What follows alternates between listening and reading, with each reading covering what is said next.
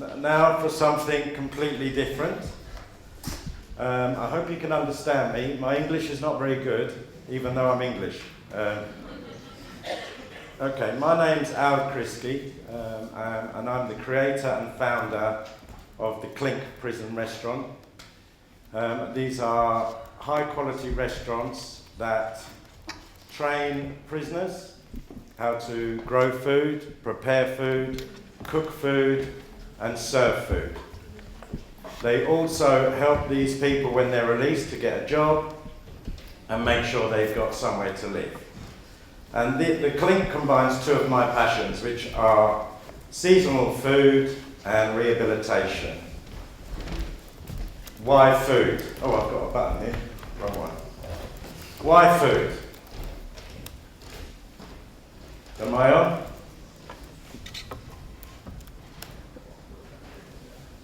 Oh, I can go. Okay. If someone can change it to the first one, if not, there we go. It was worth waiting for. I have childhood memories of holidays where my family used to bring me to Italy and spend the whole summer there. And one of the things we used to do, apart from play football all day long, was the young kids like me, the young children, would take me foraging, something I'd never done before. And that was quite difficult in the area I was brought up in England. And they used to take me to the countryside, and we would climb a tree and pick figs. We would walk down the lane and pick tomatoes. Basically, they would take me where they knew there was a ripe fruit that we could take. Most of the time, we would end up being chased down the road because where they took me was usually somebody's garden or somebody's allotment and wasn't wild food. However, I realised that the people in this area, they appreciated the food when it was in season. They ate fresh tomatoes when they were in season, and then they bottled them, they dried them, they kept them for the winter. And they did this with all the food. So I began to appreciate food the way they did. When it's in season, we looked forward to it coming, we enjoyed it when it was in season, and then we waited for it to come round again. And I think that nowadays has been diluted because you can get anything you want any time of year. My other passion is the rehabilitation of offenders. Now, I was brought up in a town in the south of England where there was a large Italian community of immigrants, and I had a strict upbringing. It was a Catholic family. A lot of the Italians that I grew up with were the same as me, so a pretty normal upbringing. And lots of friends, lots of Italian friends, as well as English and everybody else. But two of my friends that I grew up with, Joe and Nick, had the same upbringing as me, but there came a point where their parents separated. So Joe and Nick, they just lived with their mum, and their dad left the country. And that was fine until a point where mum left home as well.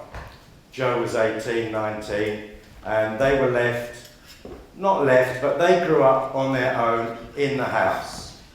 Well, you can imagine lots of 18, 19-year-old boys saw the opportunity there. Let's go to Joe's house. There's no parents there. There's no one there who can guide us, tell us what to do. So everybody was drinking, and it was the party house. Unfortunately, one thing led to another with Joe, and he became addicted to heroin. And as a result of that, he ended up in prison because he was committing crimes to buy the drugs. A little while later, his younger brother was the same. He ended up in prison for the same reason. These people had the same upbringing as me. Unfortunately, Joe, he died in prison. He didn't wake up one morning. He choked on his own vomit. And his younger brother, Nick, a couple of years later, he couldn't cope and he committed suicide. So I saw firsthand, I didn't realise it at the time, but I saw firsthand what rehabilitation can mean and how it can change people's lives, because it's too late now for Joe and Nick. I had a business. I started a business when I was about 22. It was a restaurant business, wine bar, and let this be a lesson to you, because they don't all work, and I went bankrupt. Okay? I lost everything. And what I lost wasn't mine. What I lost was what my mum and my parents gave me. So it was a double whammy, we say, but twice as hard, because to lose what's yours is bad. To lose what somebody's invested in you is worse. So I was in a really low place, and I needed to find a job, because I had a family, a young family. And I saw a job advertised in a prison, something I'd never considered, and it was working 4 days on and 4 days off. And I thought, that's good. I can work 4 days in a prison, and then I can get another job and work another 4 days, so I get double money. So that was my reason. Also, it was 5 minutes from my house. So I started working in the prison. I just went there as a chef. I needed to switch off. I didn't want anything too difficult, because I'd run my business, actually ran it for 8 years. And then I was promoted. I became the head chef, then I became one of the supervisors, and then I became the catering manager. So when I became the catering manager, I started a program of training the prisoners, because the government, they encouraged the prisons to train and rehabilitate, even back then, in 2000. So I started to train the prisoners. I set the kitchen up like a college. I went back to college and I got my qualifications to teach. I trained my staff to teach, and we worked as a college. And for the first 2-3 years it was great. The prisoners were learning how to cook. They were doing vocational qualifications. Normally they take 2 years, but we were doing them in 8 months, 9 months, because obviously we have a captive audience. The prisoners had nothing else to do apart from train, study and work. And I did this for a few years, and then I noticed one thing, that after they were released, they were coming back to prison. And some of them were coming back to my kitchen. And I would say to them, why are you here? You trained as a chef, you got your qualifications as a chef, and you've come back to prison. Why? And they would say to me, look, nobody will give us a job. As soon as they know we've been in prison, that's it. They're not interested.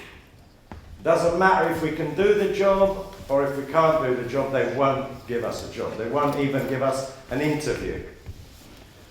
So I thought, this is a waste of time. This is a waste of my time training them and my staff, and a waste of their time if the end result is not going to be a positive one. So I had 2 choices. 1, forget about it and don't bother, or 2, try and resolve this problem. So I had an idea to invite employers in to the prison, because I wanted them to see what I could see in these people. I could see that there was a lot of potential there if you could, light the fire within them, unlock their potential. I could see that, because I work with them every day. I needed the employers to see it. So I went to see the governor of the prison, and I said, look, can I invite people in? We would create a gourmet 4-course lunch, and the prisoners would cook for the guests, and they would serve the guests.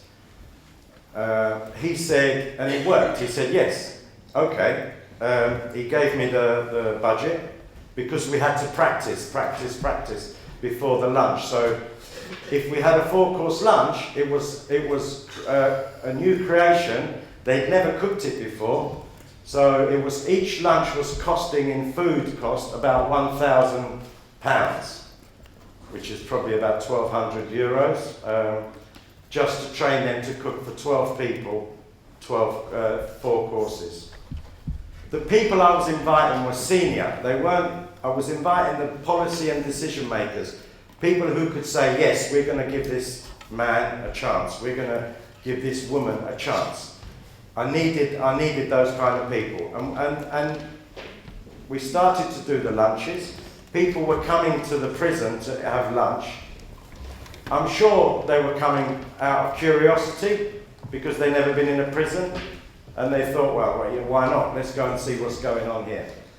But once they sat down, they ate the food, they met the prisoners, they were served by the prisoners, they saw they were normal human beings.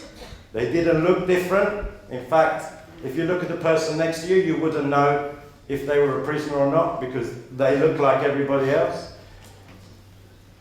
Immediately they were saying, we will give you a job. They were ignoring me, they were talking to the prisoner saying, here's my card, here's my telephone, when you get released, you phone me, I will give you a chance.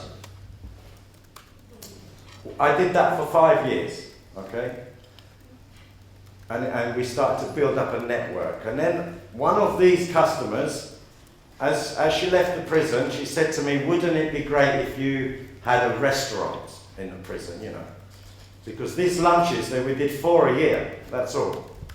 And that planted something in my mind, a restaurant. How am I going to get a restaurant? And, you know, I'd love to get a restaurant open every day, the public coming in.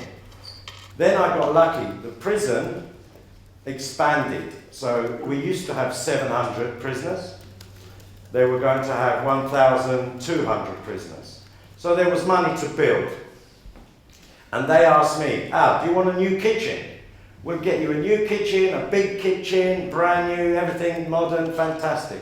And I said, no, I don't want a kitchen. I want a restaurant. And they said, well, what do you mean a restaurant? And I did a business case, and they saw my idea on paper.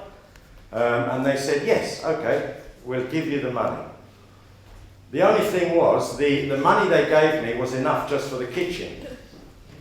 To build the restaurant, the actual salon, I needed £330,000 because I wanted it to be spectacular. I knew nobody was going to come more than once to a restaurant that wasn't good, high quality. The first time, they come to be nosy. But the second time, the food was good, the place was good, we're going to come back. So the government said to me, look, we will pay half, you need to find the other money.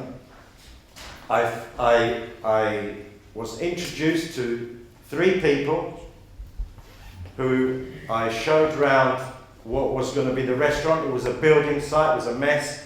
I explained to them my vision, and it worked again. The first 3 people, they gave me the money. Nearly, you know, at that time it was probably 500,000 euros, and we built the restaurant. In 2009, we opened the first clink. There we go. So that's the first one, and that's the original one. It's not finished yet. You can see the leather on the wall is supposed to be around here somewhere. So it wasn't quite finished.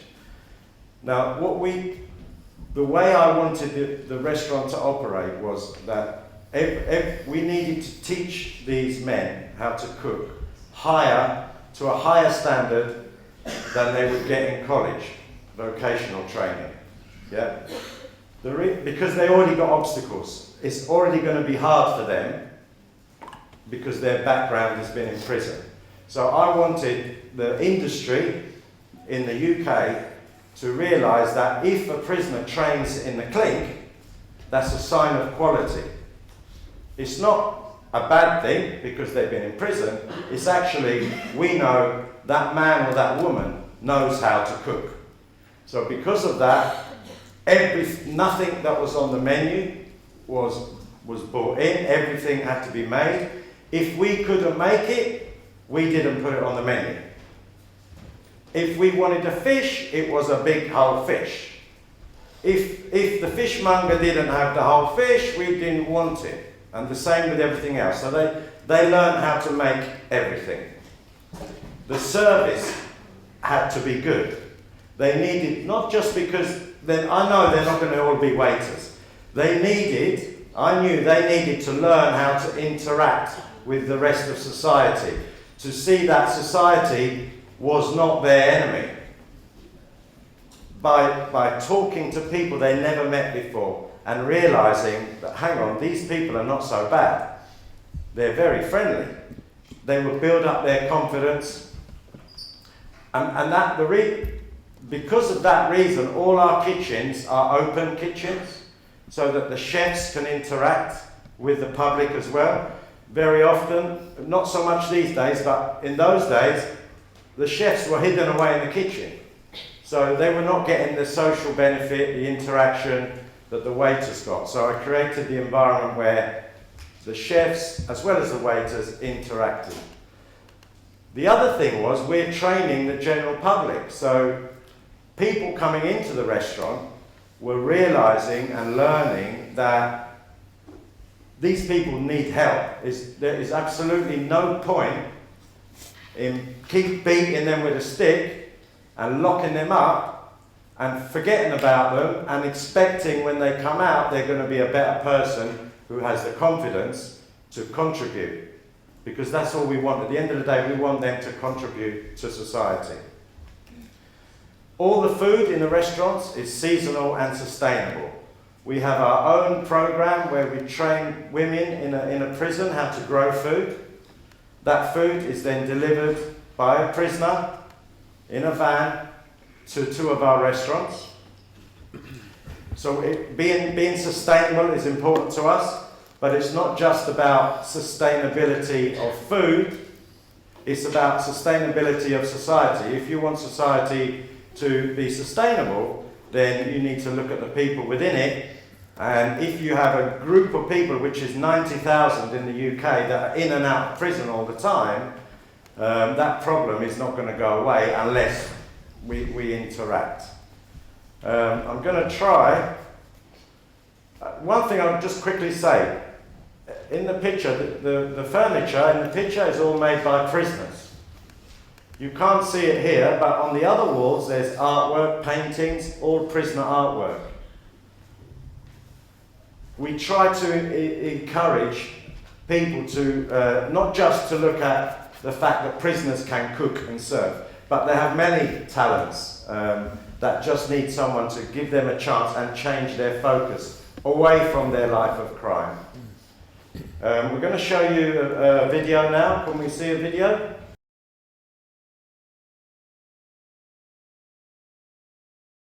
I think society should be trying to keep people out of prison and not building more prisons. Let's just say one day you make a mistake and you end up in prison, and then when you get out, nobody will help you, nobody will give you a job. What would you do? Caught with an ounce of cocaine and 3 ounces of skunk, cannabis. It was hard enough for me to try and get a job when I was out anyway, because I didn't have any qualifications, but now I've got a criminal record. It's going to be even more harder.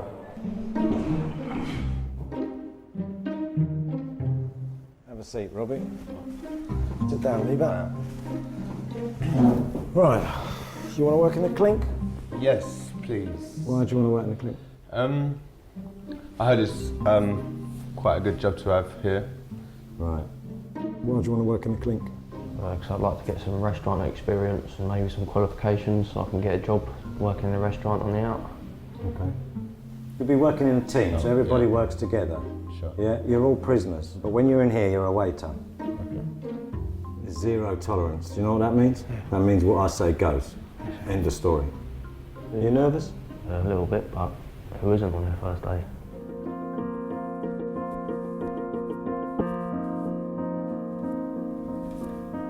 You all right? Have a seat, Dominic, come in. You all right? Yeah. You a bit nervous? You're not scared of Al, are you? No. Why do you want to work in the clink? I would like to become a professional chef. How long have you wanted to do that for? All my life, Really? yeah. I enjoy cooking, You think you're good at cooking? yeah. Okay, listen what I'm going to tell you. If you do what I say and you behave yourself, we'll train you, okay? And then we'll help you get a job. What would you do when you're released? You got somewhere to go? You got a job to go to? You got someone to go and live with? What have you got? Social services will get me somewhere to live, but I don't know about a job. Yeah. What about family? No, I don't live with my family. So you've got no family, nowhere to live, and no qualifications. Okay. In order to tackle this, I think we need to have open minds and we need to open our hearts. We need to think out of the box. We need to treat rehabilitation of offenders differently to how we have been. Prisoners need to go out with a professional qualification. They need to go out with support. Everyone deserves a second chance. If it was your son, your daughter, your mum, your dad, your wife, your husband, how would you want them treated in prison? Would you want them to come out a better person with a chance to succeed in life? Okay, just to let you know, Dominic, the young boy, eventually he got released. He's still out. That was 6-7 years ago now, and he's doing fine. I just want to finish by saying, since we opened the Clink in 2009, this one, we set up the Clink charity after a year. The reason for that is I wanted to employ prisoners in the restaurant.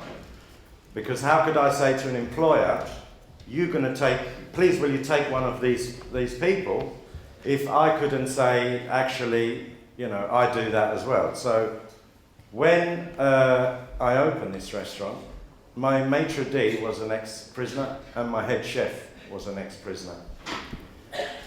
And they both served in that prison. So they spent time in that prison, they went home, they came back next week to work, which was the first time that's happened. The Clink charity has now opened 4 restaurants. We have High Down, we have one in Brixton in London, one in Cardiff, which you heard about earlier, is one of the top restaurants in Cardiff and in the UK, and a new one in Manchester, which is a women's prison, where we now train women in how to cook and serve as well. And the latest venture is something I'm going to finish on, which is my new project, which is Clink Events, which is an event-based catering company within the Clink umbrella. And there we work with ex-offenders and homeless young people within the London area, so typically 18 to 25-year-old young people and ex-offenders. And we go all over London to some fantastic venues, and they will serve canapes or, like pinchos and champagne or cava, whatever. And they get to see amazing places. They get paid, which obviously is important. And we're really proud of that project. So I just want to say to you all, thank you for listening. I'm not saying to you should all go and get a career in the prison service, but what's important about what we do is it's about linking up food with improving society, and I'm really proud to say I think we do that. So thank you very much for listening.